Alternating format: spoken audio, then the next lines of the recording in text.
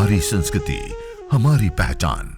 यज्ञ, योग, आयुर्वेद सदा रहे हमारे साथ। भारत के प्राचीन ग्रंथों एवं आधुनिक विज्ञान का दिव्य संगम, यज्ञ महिमा।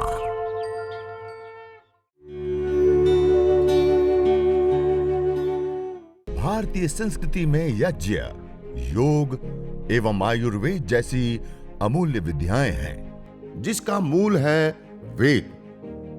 इतिहास की ओर दृष्टि डालें तो भगवान राम, भगवान कृष्ण से लेकर राजा महाराजाओं, ग्रामवासियों व अरण्यवासी ऋषियों की कुटियों तक नित्य व नैमित्तिक यज्ञों का प्रचलन देखने को मिलता है। एक केस बहन दिव्या जी का। बहन दिव्या जी 18-19 साल की उनकी उम्र।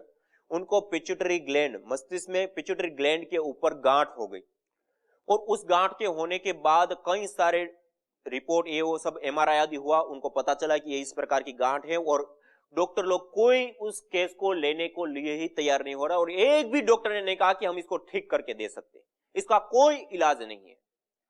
और फिर अपोलो हॉस्पिटल में बार बार उनके माता पिता के जाने पर एक उन्होंने कहा कि केवल मात्र हम इसका ऑपरेशन कर सकते हैं, उस ऑपरेशन करके उस गांठ को निकाल सकते हैं। लेकिन यह ऑपरेशन इतना क्रिटिकल होता है कि यह ऑपरेशन होने के बाद आपकी बेटी कोमा में जाने का 95% चांस है, केवल 5% चांस है कि वो जीवित अवस्था में आपके सामने, मतलब चेतन अवस्था में आपके सामने आ पाएगी।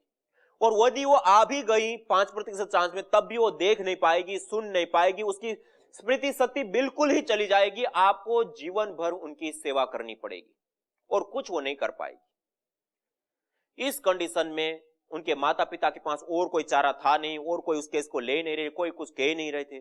उस दौरान उन्होंने उनका ऑपरेशन कराया और घटना वास्तव में ऐसी हुई, वो कोमा में चली गई और कोमा में जाने के बाद 3 महीने आईसीयू में भर्ती रही और इससे अतिरिक्त कुल मिलाकर के 7 महीने उनके हॉस्पिटल में बीते। और उस के दौरान अलग अलग डॉक्टर और 4 हॉस्पिटल बदले गए और हर प्रकार का ट्रीटमेंट, औषधियां, दवाइयां या जो कुछ भी किया जा सकता है सब कुछ किया डॉक्टर लोगों ने और 30-35 लाख से अधिक का खर्च हो गया। उसके बावजूद भी वो बहन कोमा से बाहर तक भी नहीं आई।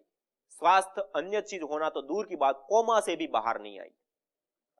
और उस समय जब उनको घर पे डॉक्टर लोगों ने भेज दिया, तब उनकी ये स्थिति, उनके हाथ पैर पूरे टेढ़े मेढ़े हो गए और 7 महीना से कोमा अवस्था में थी। खाने के लिए नासिका से नली लगी हुई थी, श्वास के लिए गले से मशीन लगी हुई थी और कफ निकालने के लिए गले में होल किया गया था।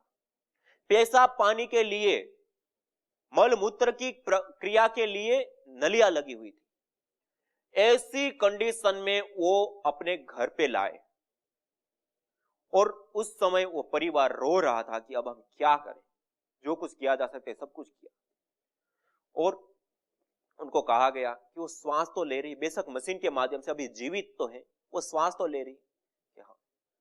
उनके घर में, उनके कमरे में जहां पे वो लेटी रहती हैं वहीं पे आप यज्ञ करना शुरू किए। विशेष औषधियां, जड़ी बूटी आदि लेकर के उन्होंने यज्ञ, हवन, अग्निहोत्र करना शुरू किया, प्रारंभ किया। और आप आश्चर्य करेंगे, केवल मात्र 3 महीने के अंदर अंदर उनके शरीर में जान आने लगी। धीरे धीरे उनके हाथ पैर हिलने लग गए, उनकी आंखें खोलने लग गई वो, और उनके जो गले में श्वास प्रश्वास के लिए मशीन लगी थी वो भी हट गई, खाने के लिए नली थी वो भी हटने लग गई और धीरे धीरे पानी की नलियों से लेकर सब चीजें हटने लगी। और 6 महीने होते होते वो बहन बेड से खड़ी हो गई और एक नव जीवन को प्राप्त किया। और पिछले 25 तारीख को यहाँ पतंजलि योगपीठ में भी महाराज जी से आशीर्वाद लेने के लिए आए, स्वामी जी मेरे को नव जीवन मिला यज्ञ के बाद। मैं जो कह रहा हूं, तीसरा जो गैस का महत्वपूर्ण और विशेष लाभ है कि यज्ञ को करने पर वह जो कंपोनेंट्स हमें शरीर की बीमारी को ठीक करने के लिए चाहिए, वो कंपोनेंट्स गैस फॉर्म में वायुमंडल के अंदर आ जाते हैं। हम अपने घर के अंदर यज्ञ करते तो वायुमंडल के अंदर आए हुए वो कंपोनेंट्स, मैंने और उससे पहले एक बात बताई कि हम जो 24 घंटे जो आहार लेते हैं उसमें सबसे ज्यादा और सबसे इंपॉर्टेंट हमारा कोई आहार होता है तो वायु रूप आहार होता है। और उसके माध्यम से वो दवाएं, वो औषधियां निरंतरता के साथ उसके अंदर गई, जिसके परिणाम स्वरूप ये रिजल्ट सामने आया कि जहां पर मॉडर्न मेडिकल साइंस फेल हो गया, डॉक्टर लोगों ने मना कर दिया, बिल्कुल ही उनके जीवन की कोई अपेक्षा नहीं थी, उस समय में उनको नवजीवन मिला। ये तो मैं आपके सामने इस चीज को समझाने के लिए एक केस मात्र रख रहा हूं, ऐसे कईयों सारे आज हमारे सामने केस हैं जहां पे डॉक्टर लोगों ने मना कर दिया, हाथ खड़े कर दिए, उन लोगों ने नवजीवन यज्ञ चिकित्सा, यज्ञ थेरेपी, हवन अग्निहोत्र से प्राप्त किया।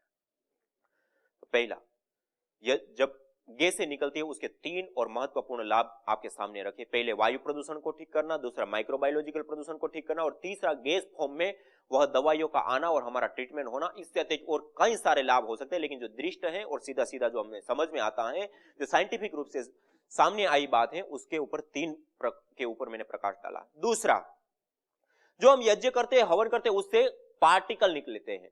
जो पार्टिकल निकलते हैं वो पार्टिकल के भी 3 विशेष और महत्वपूर्ण लाभ होते हैं। पहला, हम जिस वायुमंडल के अंदर श्वास ले रहे हैं उस वायुमंडल के अंदर 2 प्रकार के कण पाए जाते हैं, धन आवेशित कण और ऋण आवेशित कण, धनायन और ऋणायन कण।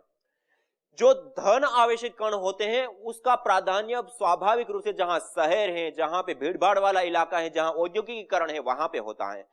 और उस वायुमंडल में रहने पर हमारे शरीर के अंदर ब्लड सीरोटिन की मात्रा बढ़ जाती है, उसके कारण हमारी बॉडी एसिडिक बन जाती है और उसके कारण से अनेक प्रकार के रोग होते हैं। दूसरा होता है ऋण आवेशित कण। वो स्वाभाविक रूप से जहां घने जंगल हैं, पेड़ पौधे लगे हुए हैं, ग्रामीण क्षेत्र हैं, नदियों के किनारे, समुद्र का किनारा है, या जो हिमालय जैसे पहाड़ी क्षेत्र है, वहां पे स्वाभाविक रूप से पाए जाते हैं। उस वायुमंडल विशेष में रहने पर हमारे शरीर के अंदर ब्लड सीरोटिन की मात्रा कम होती है, हमारी एसिडिक बॉडी खत्म हो जाती है, अल्कलाइन बॉडी बनती है, और उसके कारण कोई बीमारी हो गई है तो उससे भी जल्दी से छुटकारा मिल जाता है, और पहले से ही यदि ऐसे वायुमंडल में रहते तो कभी कोई बीमारी नहीं होती है। और विशेष बात उसके साथ यह है कि जिस स्थान पर हवन, यज्ञ, अग्निहोत्र प्रतिदिन होता है, डॉक्टर अल्बर्ट कूजर अमेरिकी साइंटिस्ट हैं, उन्होंने यह रिसर्च करके, अनुसंधान करके यह सिद्ध करके बताया, जिस स्थान पर प्रतिदिन यज्ञ, हवन, अग्निहोत्र होता है उस स्थान पर प्रति सेंटीमीटर एयर के अंदर 200 से 400 ऋण आवेशित कण पाए जाते हैं। अर्थात उतने कण जितने कि घने जंगल में पाए जाते हैं, उतने कण आप प्रतिदिन इतना छोटा सा हवन, यज्ञ, अग्निहोत्र अपने घर में करके आप प्राप्त कर सकते हैं। ये है अपने घर में जंगल जैसा वायुमंडल बना करके विशेष स्वास्थ्य लाभ प्राप्त करने की दैवीय चिकित्सा पद्धति। पहला लाभ पार्टिकल का। दूसरा लाभ, जिस घर में आज हम रह रहे हैं, जिस शहर में आज हम रह रहे हैं, दीवारों में केबल बिछे हैं, एलईडी लाइट्स लगे, लैपटॉप, कंप्यूटर से लेकर के मोबाइल से लेकर के मोबाइल टावरों से लेकर के ना जाने कितने सारे इलेक्ट्रॉनिक उपकरणों से साथ साथ कार्बनिक पदार्थों का हम प्रयोग करते हैं, जो सब रेडिएशन छोड़ते हैं। आज हम एक रेडिएशन की जाल के बीच में जी रहे हैं। और जब हम यज्ञ करते हैं, हवन करते हैं, अग्निहोत्र करते हैं, और यह जो विशेष रूप से जो धुनी उठ रही है, जो ये धूम्र उठ रहा है, ये जो पार्टिकल निकले, वो पार्टिकल जब वायुमंडल के अंदर आते हैं तो डॉक्टर वाई के विजय जी, राजस्थान यूनिवर्सिटी, डॉक्टर ममता सक्सेना जी, भारत सरकार में कार्यरत दिल्ली में, ये दोनों साइंटिस्टों ने जो अनुसंधान किया, रिसर्च किया, उससे यह सामने आया कि यह पार्टिकल जब वायुमंडल के अंदर आ जाते हैं तो इलेक्ट्रोमैग्नेटिक रेडिएशन तो दूर होता ही होता है, लेकिन यहां तक बात सामने आई कि एटॉमिक रेडिएशन, जो हैवी रेडिएशन होते हैं, वो रेडिएशन की रेंज भी इस पार्टिकल के आने पर खत्म हो जाती है, दूर हो जाती है, जिस रेडिएशन के कारण आज पूरा संसार प्रभावित है। हमारा नर्वस सिस्टम वीक हो जाता है और ना जाने कितने प्रकार के, और हैवी रेडिएशन वाले वायुमंडल में रहा जाए तो कैंसर जैसी घातक बीमारियां हो जाती हैं। और इतना छोटा सा यज्ञ यदि आप अपने घर में अपना लेते हैं तो उस रेडिएशन से भी आपका बचाव हो जाता है। ये पार्टिकल का दूसरा और महत्वपूर्ण लाभ। और तीसरा, जो यह पार्टिकल निकलते हैं, उस पार्टिकल के ऊपर एक होते हैं नॉर्मल पार्टिकल, हानिकारक, जो मृत ईंधन से बनते हैं, पेट्रोल, डीजल, कोयला आदि के माध्यम से बनता है। उसके अंदर हैवी मेटल्स भी होते हैं, उसके साथ साथ उसके अंदर कुछ ऐसे केमिकल्स भी होते हैं जो हमारे स्वास्थ्य के लिए घातक और हानिकारक होते हैं। जबकि यह जो पार्टिकल बन रहे हैं, यह ऑर्गेनिक पार्टिकल है। इसके ऊपर जो ऑयल, जड़ी बूटियों के जो ऑयल होते, तेल होते, वो भी चिपके होते हैं। मेडिकेटेड यह पार्टिकल है, और यह पार्टिकल जब हमारे भीतर जाते तो हमें चिकित्सा की यह विशेष लाभ प्रदान करता है, और वो पार्टिकल हमें हानि प्रदान करता है जो मृत ईंधन से प्राप्त होता है। और यज्ञीय पार्टिकल है, वो हमें स्वास्थ्य प्रदान करते हैं। तो ये पार्टिकल के 3 महत्वपूर्ण और विशेष लाभ बताए। और तीसरा मैंने बताया था एनर्जी। कोई भी चीज जब जलती है उसका जो विखंडन होता है वो टूटती है, तो एनर्जी ऊर्जा, और एक मॉडर्न साइंस भी ये मानती है मैटर से एनर्जी और एनर्जी से मैटर का सिद्धांत। तो जब कोई भी चीज जलती है तो उससे एनर्जी, ऊर्जा, शक्ति का प्रादुर्भाव होता है। इसलिए वेदों में कहा होत्री सदनम हरितम हिरण्यम। जिस घर में प्रतिदिन यज्ञ होता है, हवन होता है, अग्निहोत्र होता है, वो घर देवालय सा दिव्य हो जाता है, पवित्र हो जाता है, सुगंधित हो जाता है। वहां पे देवीय शक्तियों का वास होता है। और वेदा में कहा वसो पवित्रमसि द्योरसि पृथ्वीरसि मातरि स्वानो धर्मोसि परमेण धामना द्रिहस्व मां हवार माते यज्ञ प्रतिमा। परमेण धामना द्रिहस्व कहा वह घर जहां जहां यज्ञ होते हैं परम धाम बन जाते हैं, वो पवित्र बन जाते हैं। वो वहां पे जाने मात्र से हमारी चिकित्सा तन की भी होती है, मन की भी होती है।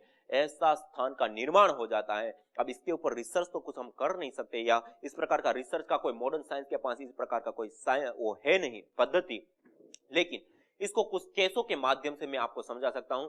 एक केस बताते हुए, मुंबई में डॉक्टर तारा सिंह जी, उनकी माता जी को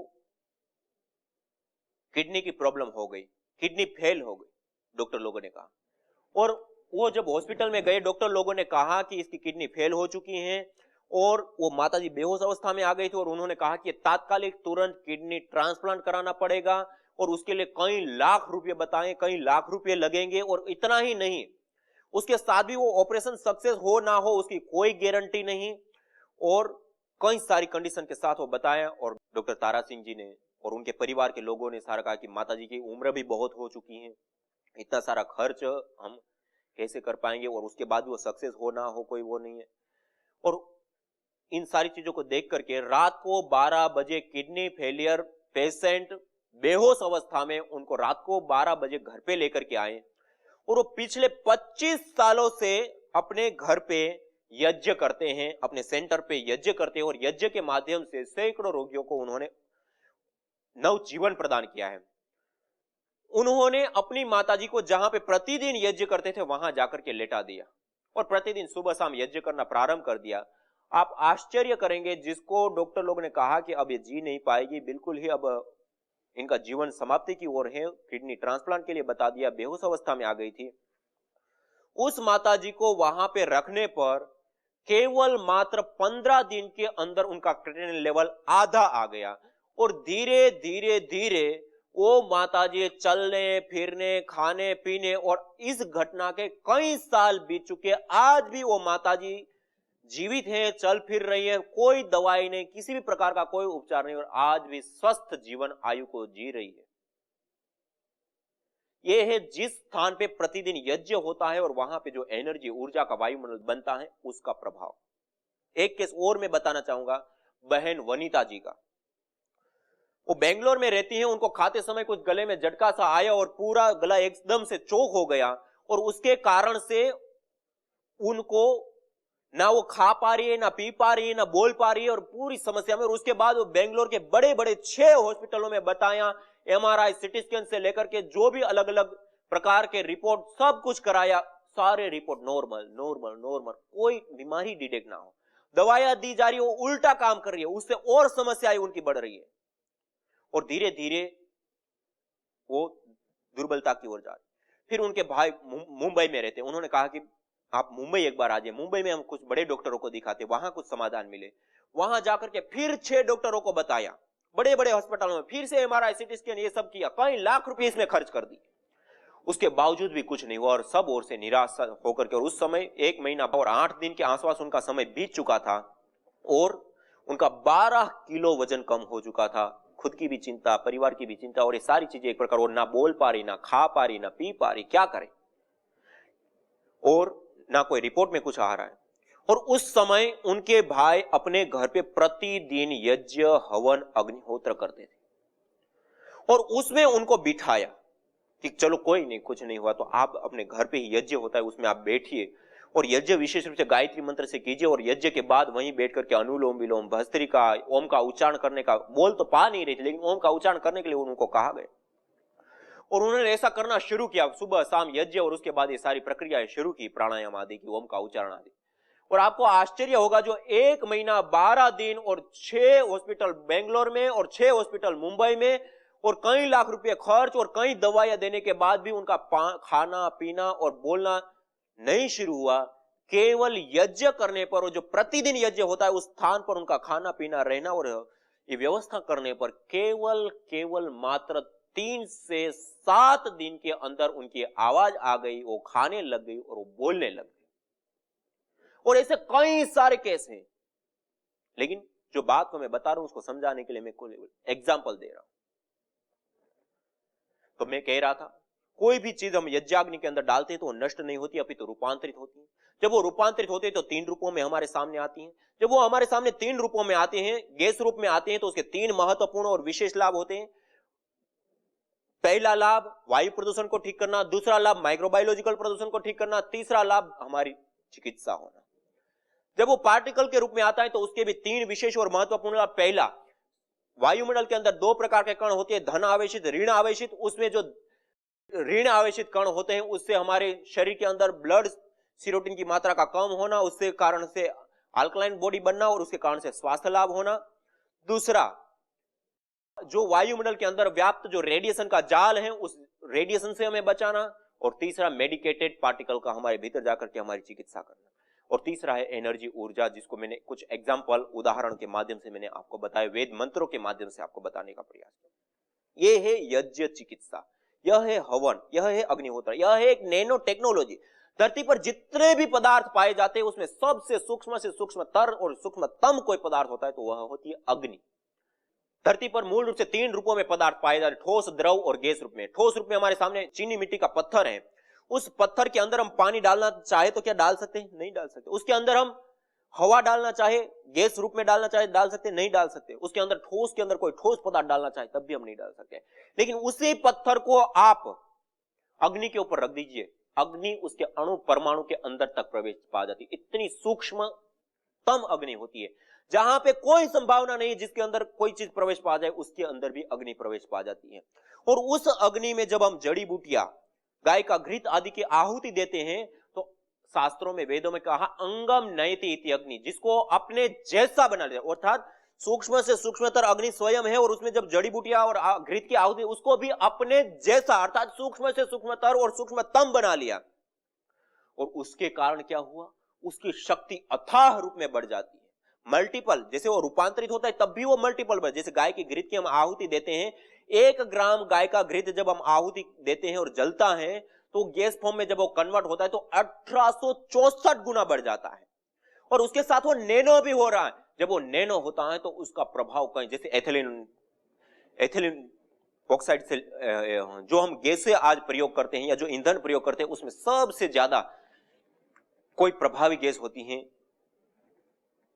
उस गैस से भी ज्यादा जो हम अलग अलग गैसों का प्रयोग करते हैं, नाइट्रोजन आदि, जो गैसें सबसे तेजी से आग पकड़ने वाली गैस होती है, उसको जब हम नैनो करते हैं, उससे नैनो करते हैं, उस आज नैनो टेक्नोलॉजी के ऊपर पूरा संसार जा रहा है और सारी चीजें नैनो टेक्नोलॉजी के ऊपर। नैनो टेक्नोलॉजी अर्थात उसी पदार्थ को सूक्ष्म अर्थात छोटा, हल्का, कम उसमें लागत लगना, कम वजन का होना, आदि आदि अनेक चीजें होती है और उसकी मजबूती, उसका कार्य, वो सारी चीजें बढ़ जाती है। जैसे हमारे पास चिप है, छोटी सी, एक छोटी सी चिप होती है, उसके अंदर कितना डाटा आ जाता है। और जब से शुरुआत में सबसे पहली चिप बनी थी वो कई मीटर का होल था, उसके अंदर एक चिप बनाई गई थी और उसके अंदर इतना केवल डाटा रह सकता था जितना हमारे कंप्यूटर की स्क्रीन के ऊपर ऑलरेडी दिख रहा है, उससे अतिरिक्त कोई स्टोर नहीं कर सकता। इतनी बड़ी चीज थी। और जब नैनो टेक्नोलॉजी के ऊपर वो चीजें गई और धीरे धीरे आज हमारे सामने इतनी छोटी सी चिप होती है और उसके अंदर भी कितनी बड़ी मात्रा में स्टोरेज हो जाता है, ये है नैनो टेक्नोलॉजी। और यज्ञ के अंदर जब हम औषधियां आदि डालते हैं वो नैनो होती है, सूक्ष्म होती है और उसके प्रभाव, उसके जो लाभ है वो मल्टीपल कई गुना बढ़ जाते हैं। और उस वायु को, उस पार्टिकल को हम श्वास के माध्यम से लेकर के हम अपनी ट्रीटमेंट, अपनी चिकित्सा करते हैं। उसके कारण से जो मैं अभी आपको बता रहा हूं, ऐसे ऐसे जबरदस्त चमत्कारी रिजल्ट हमें प्राप्त हुए हैं और हो रहे हैं। इसलिए आप सब लोग आज जो यज्ञ चिकित्सा का यह पूरा प्रकरण आप समझ रहे हैं, उसमें यह कुछ चीजें तो मैंने बताई, उससे अतिरिक्त और भी कई रूप हैं जिसके माध्यम से यज्ञ की अग्नि होती है, उसका त्राटक करने पर उस अग्नि की रश्मियां जब हमारे शरीर के ऊपर पड़ती है, उसकी जो गर्मी है वो हमारे शरीर को लगती है, उससे भी हमारी चिकित्सा होती है। इसी प्रकार से यज्ञ की जो भस्म है उससे भी हम चिकित्सा कर सकते हैं, चिकित्सा हमारी होती है। इससे अतिरिक्त जो मंत्रों का हम उच्चारण करते हैं, उन मंत्रों का प्रभाव हमारे मन, मस्तिष्क और हमारे पर्यावरण के ऊपर पड़ता है, उससे भी हमारी चिकित्सा होती है। जो औषधि हम डालते हैं वो सूक्ष्म होकर के और उसके माध्यम से भी चिकित्सा होती है। जो एनर्जेटिक वायुमंडल होता है उससे भी चिकित्सा होती है। और यज्ञ पुण्य को प्राप्त करने का एक सबसे बड़ा साधन है। और जो बीमारियां होती हैं वो इस कारण, खान पान के कारण, अशुद्धि वायु के कारण तो होती है, लेकिन उसके साथ साथ हमारे पूर्व जन्म में कृत कुछ ऐसा दुरित है, दुर्गुण है, दोष है, कुछ ऐसी गलतियां कर रखी हैं, या कुछ ऐसे पूर्व जन्म की ऐसे हमारे कर्म हैं जिन कर्मों के कारण भी हमें वर्तमान में दुख, कष्ट, बाधा, पीड़ा या बीमारियों को झेलना पड़ता है। तो जब हम यज्ञ करते हैं, हवन करते हैं, अग्निहोत्र करते हैं, तो पूर्व जन्मों के द्वारा किया हुआ जो दुरित कर्म है उसके कारण भी कोई समस्याएं हैं तो वो भी हमारी नष्ट दूर होती है और उससे भी हमारी चिकित्सा होती है। तो ऐसे मल्टीपल चारों ओर से हमें स्वास्थ्य देने के लिए यह यज्ञ चिकित्सा एक उत्तम चिकित्सा पद्धति है। इसलिए आयुर्वेद ग्रंथों में कहा है 3 प्रकार की चिकित्सा पद्धति होती है। एक होती है मानुषी चिकित्सा, जो हम वटी आदि सारा चीज लेते हैं। दूसरी होती है आसुरी चिकित्सा, जो हम ऑपरेशन, इंजेक्शन आदि सारी चीज लेते हैं। और तीसरी होती है देवीय चिकित्सा। और इस यज्ञ को, हवन को, अग्निहोत्र को देवीय चिकित्सा का दर्जा दिया गया है। और इस देवीय चिकित्सा को अपनाकर अपने तन के भी रोग दूर कर सकते हैं, अपने मन के भी रोग दूर कर सकते हैं, हमारे पर्यावरण के भी रोग दूर कर उसमें संतुलन स्थापित कर सकते हैं। और इतना ही नहीं, यह जन्म जन्मांतरों के जो दुरित है उसको भी दूर कर हमें जीवन में उज्जवलता, उज्जवल भविष्य, धन, धान्य, ऐश्वर्य से लेकर के सब कुछ प्रदान करने वाली यह देवीय चिकित्सा पद्धति है। और सामान्यतया जो इसमें विशिष्ट रोगों के अनुसार हवन सामग्री होती है उसके बारे में आपको पहले कुछ बताया भी है, लेकिन आज थोड़ा सा एक मंत्र के माध्यम, एक श्लोक के माध्यम से आपको बताना चाहूंगा। आयुर्वेदेषु यत् प्रोक्तम यस्य रोगस्य भेषजम तस्य रोगस्य शांत्यर्थम तेन तेनेव होमयेत्। आयुर्वेद के अंदर जिन रोग के शमन के लिए, शांति के लिए जिन जिन औषधियों का, जड़ी बूटियों का विधान है, उन्हीं औषधियों का, जड़ी बूटियों को अग्नि में आहूत करने पर, हवन करने पर वह रोग हमारे दूर होते हैं, ठीक होते हैं। और अथर्ववेद में कहा यदि क्षितायुर यदि वा परेतो यदि मृत्योर अंतिकम नित एव तमाहरामि अस्पार्शमेनम सतसारदाय। अर्थात वो व्यक्ति जो यदि क्षितायु, वो क्षित आयु अर्थात क्षीण आयु को प्राप्त हो गया, क्षितायु यदि क्षितायु यदि वा परेतो यदि मृत्यु के अंतिम क्षणों में पहुंच गया है और बिल्कुल असहाय हो चुका है, अब उनके लिए कोई चारा नहीं बचा है। तमाहरामि नित एव सतसारदाय। उस रोगी को, उस साधक को, उस याज्ञिक को भी मैं उस मौत के मुंह से बाहर ला करके सतसारदाय 100 साल की स्वस्थ आयु में उसको प्रदान करता हूं। यह वेद का उद्घोष है। तो हम इस देवीय चिकित्सा पद्धति, हवन, यज्ञ, अग्निहोत्र को हम अपनाएं और अपने जीवन को भी और इस संसार को भी हम स्वस्थ, सुंदर और निरोगी बना सकते हैं। ऐसी यह देवीय चिकित्सा पद्धति को हम स्वयं भी अपनाएं, औरों को भी अपनाने के लिए प्रेरित करें। यज्ञ अस्थमा से लेकर कैंसर जैसे जानलेवा रोगों से बचाने के साथ ही तनाव, अनिद्रा व अवसाद आदि मानसिक रोगों को दूर कर शांति व सौमनस्य प्रदान करता है। यज्ञ से विषैली गैसों में भारी मात्रा में कमी आती है व जानलेवा बैक्टीरिया, वायरस, फंगस आदि नष्ट होते हैं एवं रेडिएशन को भी कम करता है। यज्ञ भूमि की उर्वरा शक्ति एवं फसलों में एक्टिव कंपाउंड को बढ़ाता है तथा रोगों की रोकथाम भी करता है। यज्ञ कृषि से उत्पन्न अन्न, फल आदि उत्तम पोषक तत्वों से युक्त एवं स्वादिष्ट होते हैं। यज्ञ उत्तम वर्षा करने वाला तथा जलाशयों का शोधन करने वाला होता है। यज्ञ जड़ एवं चेतन दोनों में सात्विकता का संचार करता है। यज्ञ जहां भौतिक ऐश्वर्य एवं पुण्यों को प्रदान करता है, वहीं आध्यात्मिक जीवन में मानवीय चेतना का उत्कर्ष करके अतिमानस चेतना की ओर अग्रसर करता है। यज्ञ भारतीय संस्कृति की मुकुट मणि है, प्रतीक है, मूल है। मानव जीवन के हर पहलू के साथ यज्ञ जुड़ा हुआ है, चाहे वह संस्कार हो, चाहे पूजा पाठ या फिर पर्व से लेकर हर शुभ अशुभ अवसरों में भी यज्ञ करने की सार्वभौमिक, वैज्ञानिक एवं पंथ निरपेक्ष पावनी परंपरा रही है। आइए हम संकल्प लें, संसार के श्रेष्ठतम कर्म यज्ञ को अपनाएं। पिंड और ब्रह्मांड में संतुलन कायम करने वाले यज्ञ को अपने जीवन का अभिन्न अंग बनाएं एवं प्रकृति मां के प्रति अपने ऋणों को अदा करें। विश्व स्वास्थ्य का एक नारा, यज्ञ से होगा जग उजियारा।